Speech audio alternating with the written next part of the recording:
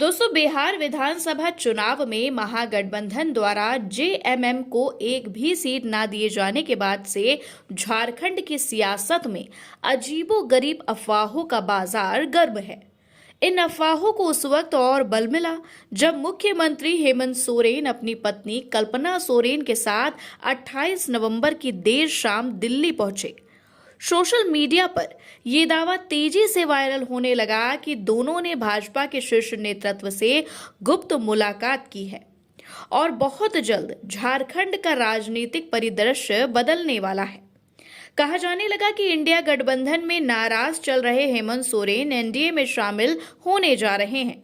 हालांकि झारखंड मुक्ति मोर्चा इन अफवाहों पर तुरंत पूर्ण विराम लगा दिया। पार्टी महासचिव व प्रवक्ता विनोद पांडे ने स्पष्ट शब्दों में कहा कि मुख्यमंत्री का दिल्ली दौरा पूरी तरह निजी था। उन्होंने भाजपा पर तंज कसते हुए कहा, भाजपा का काम ही अफवाह और साजिश फैलाना है, लेकिन झामुमो के 3 शब्द हैं, झारखंड झुकेगा नहीं।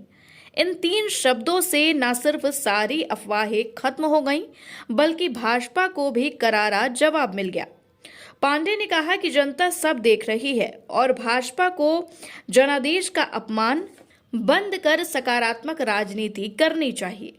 झामुमो यूथ विंग ने भी सोशल मीडिया पर पोस्ट कर लिखा, हेमंत सोरेन नाम ही काफी है, संघर्ष से सीखा है, सेवा से जीता है और न्याय के लिए लड़ना आता है। पार्टी ने साफ कर दिया कि वह अपनी विचारधारा से समझौता करने वाली नहीं है।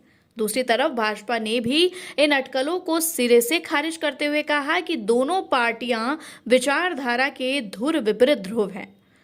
प्रदेश प्रवक्ता प्रतुल शाहदेव ने कहा, भाजपा और झामुमो नदी नहीं, समुद्र के 2 अलग अलग किनारे हैं। दोनों का मेल कभी संभव नहीं, भविष्य में साथ आने का कोई सवाल ही नहीं उठता। उन्होंने झामुमो सरकार पर तुष्टीकरण की राजनीति करने का आरोप भी दोहराया। महागठबंधन के दूसरे बड़े घटक कांग्रेस ने भी इन अफवाहों को भाजपा की घिनौनी साजिश बताया। प्रदेश कांग्रेस के पूर्व अध्यक्ष राजेश ठाकुर ने कहा, हेमंत सोरेन का भाजपा के साथ जाना तो दूर, उसकी कल्पना भी बेमानी है। झारखंड में भाजपा के पास कोई सक्षम नेतृत्व नहीं बचा है, इसलिए वह अफवाहों के सहारे सियासी ऑक्सीजन लेने की कोशिश कर रही है। ज्ञात हो कि बिहार चुनाव में आरजेडी कांग्रेस गठबंधन ने जेएमएम को एक भी सीट नहीं दी थी, जबकि 2024 के झारखंड विधानसभा चुनाव में जेएमएम ने आरजेडी को कई सीटें दी थी।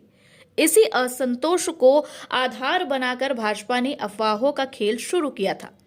राजनीतिक विश्लेषकों का कहना है कि भाजपा जानबूझकर इस तरह की अफवाहें फैलाकर महागठबंधन में फूट के संकेत पैदा करना चाहती है, लेकिन झामुमो के त्वरित और कड़े जवाब ने उसके मंसूबों पर पानी फेर दिया है।